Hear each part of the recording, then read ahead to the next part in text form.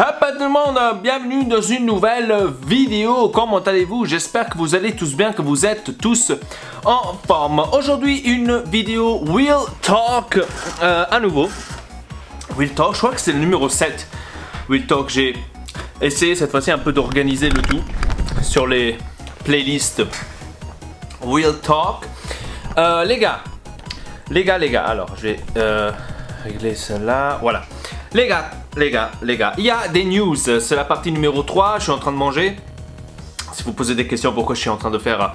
Est-ce que je suis en train de manger? Alors, il y a des nouvelles par rapport à ma voiture. C'est la partie numéro 3, justement, comme je viens de vous le dire. Donc... alors, vous savez que la dernière fois, je vous ai dit que je devrais aller à l'Union des consommateurs pour parler avec l'avocat. Donc, j'ai parlé avec l'avocat, etc., etc. Il m'a donné quelques conseils, comment je devrais faire, etc., ici et là, que je devrais attendre encore jusque le 1er août pour que je puisse retourner, parce qu'ils doivent me faire un rapport par rapport à ma musique, à ma voiture, ouais, ma musique, je suis à fond dedans, par rapport à ma voiture, etc., etc.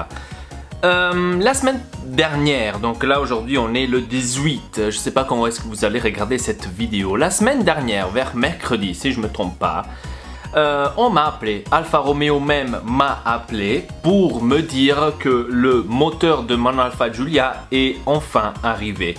Que le garage est en train de le monter, est en train de le remettre, c'est-à-dire que ils sont en train déjà d'y travailler dessus. Et que cette semaine, donc c'est déjà passé une semaine, aujourd'hui on est mercredi à nouveau, cette semaine normalement ma voiture devrait être prête. Avec mes expériences, plus ou moins ce que je sais dans la mécanique, je sais que normalement mettre un moteur, on va mettre 3 jours, hein, gros maximum. Après bien sûr avec les tests, machin, je vais leur donner encore un jour en plus, donc normalement 5 jours maximum. Le moteur devrait être là. Mais ce n'est pas le cas les gars. Et oui, parce que chez Elpa toujours quelque chose est spécial. Venez chez Elpa pour avoir quelque chose de spécial. Au rendez-vous sur la rue de... Ok, je rigole. Oui, chez moi c'est toujours spécial. Alors je viens d'appeler justement maintenant pour savoir où est-ce que ça en était. Parce que la dame de Alfa Romeo m'a bel et bien dit de l'appeler cette semaine pour en savoir plus de cornettes. Il a dit de ne pas appeler tout de suite lundi, mais d'attendre parce qu'ils sont débordés, ils ont beaucoup de travail, beaucoup sont en congé, etc., etc. Et là. Donc bien sûr, moi, c'est que je leur ai dit, j'ai dit, écoutez madame, moi ça fait déjà 2 mois que j'attends, s'ils sont en congé ou pas, qu'ils sont débordés ou pas, je m'en bats les steaks, hein. Bref. Alors aujourd'hui j'ai appelé là, il y a peut-être 5 minutes là, j'ai appelé pour savoir où est-ce que ça en était. Ils ont enlevé le moteur, donc le bloc du moteur qu'il y avait dessus, ils l'ont enlevé. Et maintenant ils doivent remettre le nouveau. Donc il m'a dit que normalement pour vendredi soir ça devrait y aller.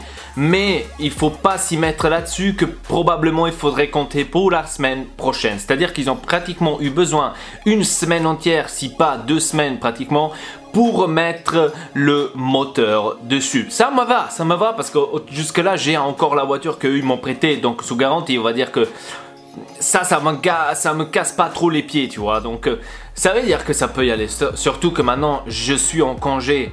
Bon, congé entre guillemets, je dois aller faire la formation pour le bus, pour être chauffeur professionnel de bus. Mais sur cela, on va en parler dans une autre vidéo Real Life, pas Real Talk.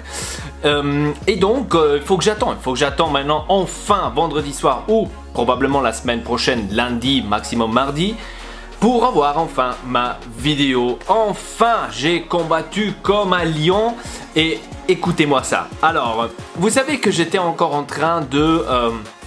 discuter avec l'avocat, avec l'Union des consommateurs, comment est-ce que ça devrait rouler, parce que ce n'est pas possible que je devrais attendre 2 mois, etc., etc. Alors, le monsieur qui s'est occupé de mon dossier de l'Union des consommateurs, il m'a dit, parce que moi je les ai appelés, hein, parce que justement j'avais le rendez-vous le 1er août avec l'avocat, j'ai appelé l'Union des consommateurs, donc celui qui s'est occupé de mon dossier, pour justement savoir qu'est-ce qu'il faut que je fasse. Est-ce que je devrais peut-être continuer à parler avec l'avocat, c'est-à-dire est-ce qu'il y aura peut-être des solutions que je pourrais faire, ou est-ce que je pourrais laisser comme ça, comme ils ont décidé de mettre un nouveau moteur?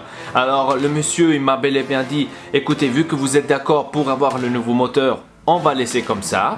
On va laisser comme ça. Après, il m'a dit, c'est clair, si maintenant il y aura d'autres problèmes dans le moteur et quoi que ce soit ici et là, certainement là, on va faire une autre chose parce que là, ils doivent vous donner absolument une nouvelle voiture parce qu'à partir de là, il ne devrait plus se casser.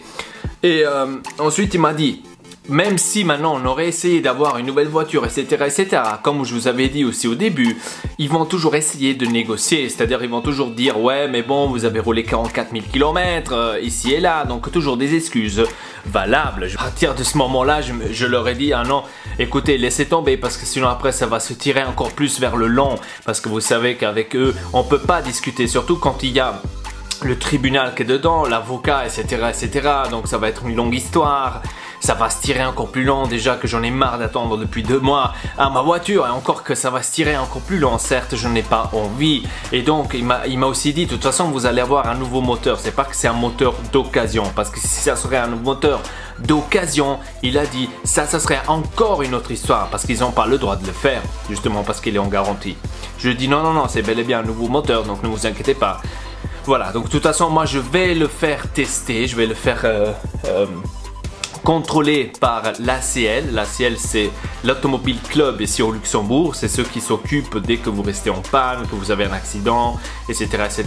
Ils viennent avec leur remorque, ils viennent chercher ta voiture et ils la ramènent au garage. Donc eux, ils font aussi des contrôles des voitures. C'est-à-dire que là maintenant j'ai un nouveau moteur, d'après eux, et ils disent que j'ai un nouveau moteur, etc. J'appelle ACL, je vais leur dire je voudrais avoir un rendez-vous pour un contrôle de ma voiture pour savoir si j'ai bel et bien un nouveau moteur, etc.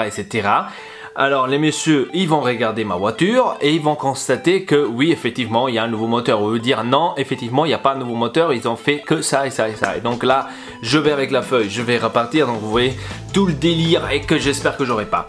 Donc jusque là, on est bon.